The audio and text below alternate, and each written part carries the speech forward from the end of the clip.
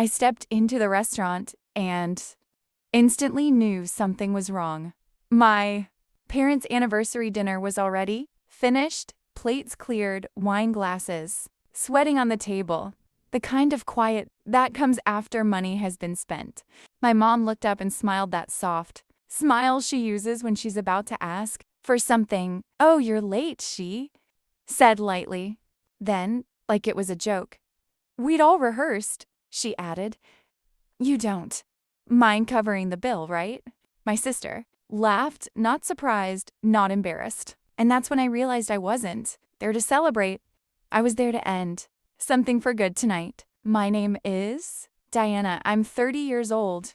And for most of my life, my family has described me with one word: easy. Easy to deal with, easy to rely on, easy to ask for favors. They never meant it as a compliment. On paper, my family looks solid. Married. Parents who love hosting dinners. A younger sister who's always smiling, and photos, holiday cards that arrive right on time every year. If you met us at a table, you'd think we were close, warm, normal. But closeness isn't measured by how often you sit together. It's measured by who's allowed to take up space. Growing up, my sister Tiffany took up all of it. Her opinions mattered. Her moods set the tone. If she wanted something, the room bent around her. I learned early that being quiet made life smoother. Being low maintenance earned approval. When I didn't ask for things, my mom would pat my arm and say, "See, Diana understands." Understanding became my role. By my mid-20s, that role came with invoices, not official ones, just subtle expectations. I covered small things at first: groceries, utilities, a short trip that somehow ran over budget. Every time it was framed as temporary, every time it quietly became permanent. I never announced my career to my family. I didn't lie exactly. I just didn't correct them when they assumed I worked somewhere modest. Something safe, something that explained why I dressed simply and didn't talk about numbers. Letting them underestimate me kept the peace. It also kept the requests flowing. My parents liked celebrating milestones, anniversaries, birthdays, promotions that weren't really promotions. They liked places that felt impressive, places where staff recognized them, where menus didn't list prices. And somehow, I was always called last after reservations were made. After decisions were final, I told myself it was coincidence, timing, that familiar lie you repeat until it feels like truth. The night of their anniversary, I arrived straight from work, tired but willing. I brought a small gift, thoughtful, personal, something that said I showed up even if I was late. But as I stood there looking at empty plates and relaxed smiles, I felt that old tightening in my chest, the one that whispered, "You already know how this ends." I watched my mother's eyes flick briefly to the check folder, watched my father lean back satisfied, watched my sister scrawl on her phone completely unbothered. They weren't waiting for me to join them. They were waiting for me to perform. And for the first time, instead of shrinking into that familiar role, I wondered what would happen if I didn't play it anymore. I slid into the chair they'd left for me, the only one, without a jacket draped over the back. The table still smelled like butter and wine, rich and finished. My mom reached for her water glass and sighed the way people do when a performance is wrapped successfully. "You should have been here earlier," she said, not accusing, just stating a fact. "The service was amazing." My dad nodded already, loosening his collar. "You missed a best part." Tiffany didn't even look up from her phone. "We saved you dessert," she said, then laughed softly. "Well, Sort of. A server approached with the leather check folder and placed it neatly in the center of the table. No! One touched it. No one needed to. It just sat there waiting for me. My mom tilted her head again. You don't mind taking care of this, right? We figured, since you're working so much lately. She let the sentence trail off like generosity was implied, like this was a shared understanding between adults. Tiffany finally looked up her eyes, flicking from the check to my face. Relax, she said. You're always good at handling stuff like this. Then she smiled, amused, still clueless as ever. That word landed harder than I expected. I glanced around the table. My dad avoided my eyes. My mom's smile didn't move. Tiffany had already gone back to her screen, and suddenly something shifted. Not anger, not yet, just clarity. I replayed the past year in my head, the last-minute dinner invites, the texts that always came after. Reservations were made. The way I was.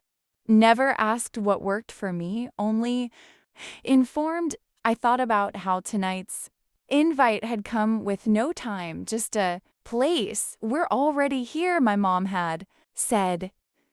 Join us when you can. When you can. I looked at the plates again. Completely clean. No crumbs.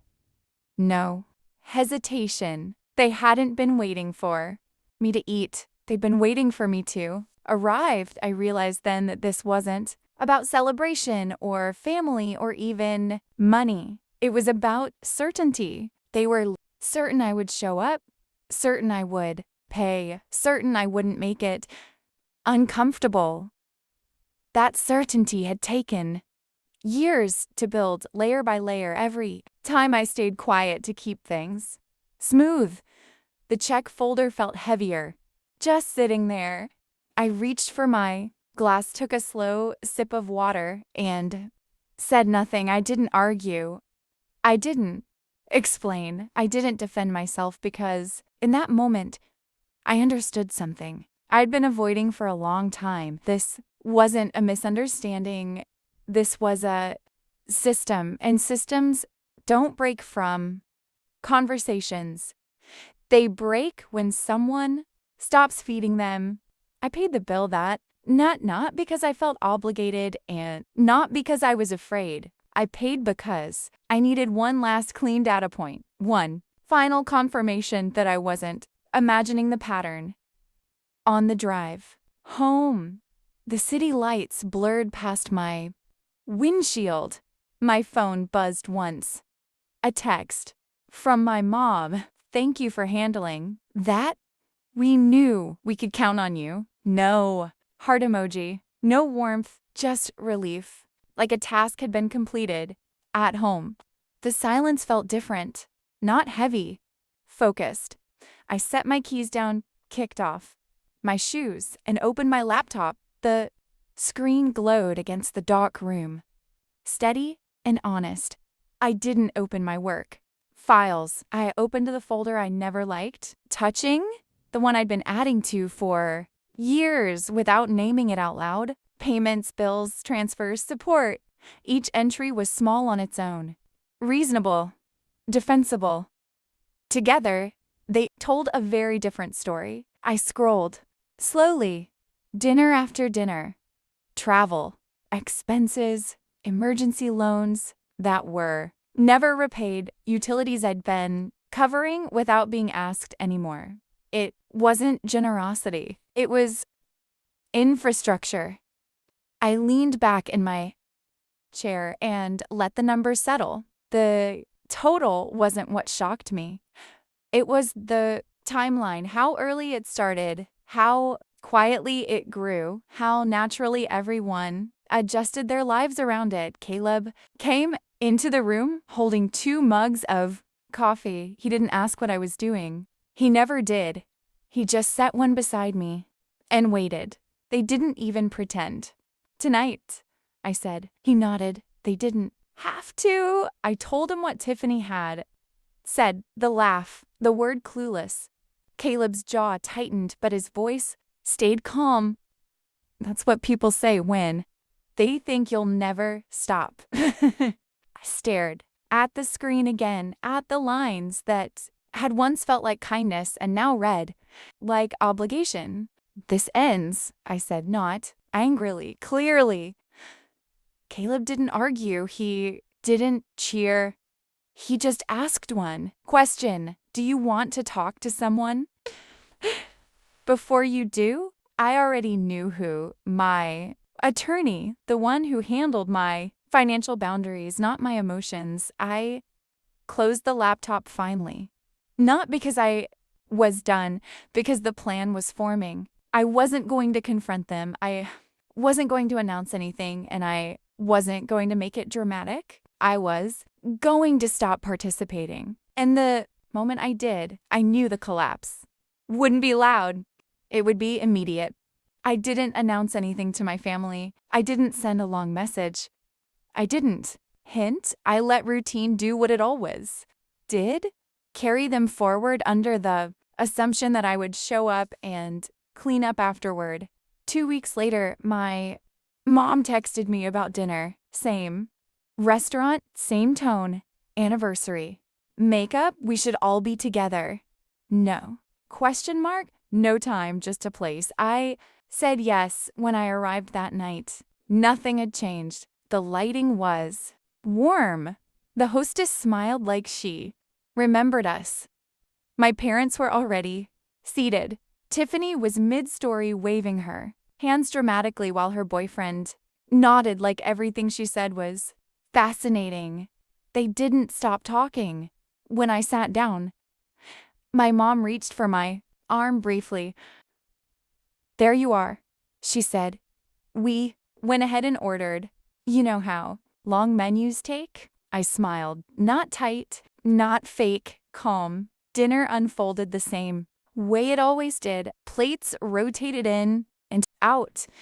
Bottles appeared without anyone asking about price. My dad laughed louder after his second drink. Tiffany checked her phone between bites, occasionally angling it just right for photos. No one asked what I wanted. I noticed everything. The way my mom leaned back satisfied. The way my dad didn't even glance at the menu. The way Tiffany ordered something to share and slid the plate closer to herself. It was choreography perfectly rehearsed. Halfway through the meal, my mom said casually, "Oh, did you ever hear back about that other thing?" I knew what she meant. Another expense, another assumption. Not yet, I said. She nodded, unconcerned. Well, we'll talk later. Later. That word used to make my stomach tighten. Tonight, it didn't. When dessert plates arrived, I caught the server's eye and nodded slightly. She hesitated, then placed the check folder at the edge of the table. Same place, same silence. No one moved. My mom glanced at it, then at me. Whenever you're ready, she said gently. I didn't reach for it. Instead, I stood up. I'm going to grab the manager for a moment, I said. The table froze. Tiffany blinked. Why? I have a question, I said, still calm. The manager came over. Quickly, polite, professional. I lowered my voice just enough that the table couldn't hear everything, but enough that they knew something was happening. Hi, I said. I just wanted to confirm something about the account arrangements tied to this table. The manager nodded and checked his tablet. His expression shifted slightly, not alarmed, just attentive. Yes, he said. It looks like previous authorizations are no longer active. My mom sat up. Straighter. What does that mean? The manager glanced between us. It means we'll need a payment method from the party tonight. Silence landed hard. Dad cleared his throat. There's usually no issue. I understand, the manager said, kindly, but tonight there's no account on file. My mom looked at me. Really? Looked. Her smile faded. Diana, I met her gaze. I won't be covering dinner. Tonight, Tiffany laughed once sharp and disbelieve him, okay? Very funny. I'm serious, I said. My dad frowned. What's going on? I sat back down, folded my hands in my lap. What's going on is that I've been paying for more than meals for a long time and I'm done. A mom's voice dropped. You're doing this here? I'm not doing anything, I said. I'm just not doing what you expected. Tiffany scoffed. So you're just going to embarrass us? I looked at her. You weren't embarrassed when you laughed at me last time. Her mouth opened, then closed. My dad leaned forward. This is family. You don't just stop helping without talking about it. I've been talking, I said. You just didn't listen. The manager shifted uncomfortably. I turned to him. Well, need separate? Checks. My mom inhaled sharply. Separate, yes. I said, mine and yours. The manager nodded and stepped away. My mom's face flushed. You can't do this. I said, and I am. Tiffany pushed her chair back. This is unbelievable. After everything we've done for you, I almost laughed. Not out of cruelty, out of clarity. What you've done, I said, slowly is teach me that love comes with an invoice, and I don't accept that anymore. My dad shook his head. You think you're teaching us a lesson? No, I said I'm teaching myself one. The checks came back, one slim folder, one thick, slack. My mom stared at it like it was written in another language. I don't have my card, she said automatically. No, I said. Tiffany whispered something to her boyfriend. He stood up, awkwardly. I need to take this call, he muttered already, walking away. My mom's hands trembled as she opened her purse. My dad reached for his wallet, then hesitated. For the first time, they looked unsure, not angry, not indignant. Unprepared, the manager waited, patiently. My mom looked up at me, eyes sharp now. You're enjoying this. I'm not, I said honestly. I'm finished. She searched my face for guilt, for softness, for the daughter who would fix it. She didn't find her. They paid, slowly, uncomfortably, with questions they didn't like the answers to. I paid my share and stood up. As I walked away, my mom said my name, not sharply, not sweetly, just uncertain. I didn't turn around. Outside, the air felt cooler, lighter. I knew this wasn't the end. I knew phones would ring, messages would come, accusations would fly. The system had broken. And once that happens, nothing ever works the same. Again, the fallout didn't come all at once. It arrived in waves, short texts, missed calls, messages that started polite and ended sharp. I didn't respond to any of them, not out of spite, out of certainty. Without my quiet support, things shifted fast. Dinners got smaller. Plans were suddenly postponed. The confidence my parents wore so easily began to crack. Not dramatically, just enough to notice. Tiffany stopped posting photos from places that required reservations. Her boyfriend disappeared from family conversations entirely. No. One apologized. I didn't expect them to. What surprised me was how little guilt I felt. I had imagined this moment for years, thinking it would hurt more, that I would mourn something. Instead, I felt steady, like I'd finally set down a weight I'd been carrying without realizing how heavy it was. At home, life felt quieter in a good way. Caleb and I ate dinner without rushing. We talked about work, about plans that didn't involve anyone else's expectations. For the first time, my time felt like it belonged to me. I didn't cut my family off.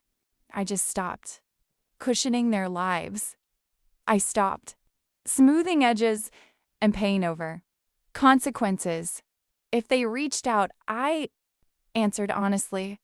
If they asked for help, I said no without explaining, and something strange happened. The world didn't collapse. I didn't become cruel. I became clear. The restaurant incident faded into memory, but the lesson didn't. Boundaries aren't walls. They're doors you choose when to open. And once you close one that's been draining you, for years, the silence on the other side isn't loneliness, it's peace. If you've ever been the one who always shows up, always pays, always fixes what no one else wants to feast, I want you to hear this. You're not selfish for stopping. You're not cruel for choosing. Yourself, you're allowed to set boundaries even with family. If this story felt familiar, share your thoughts in the comments and subscribe so you don't miss the next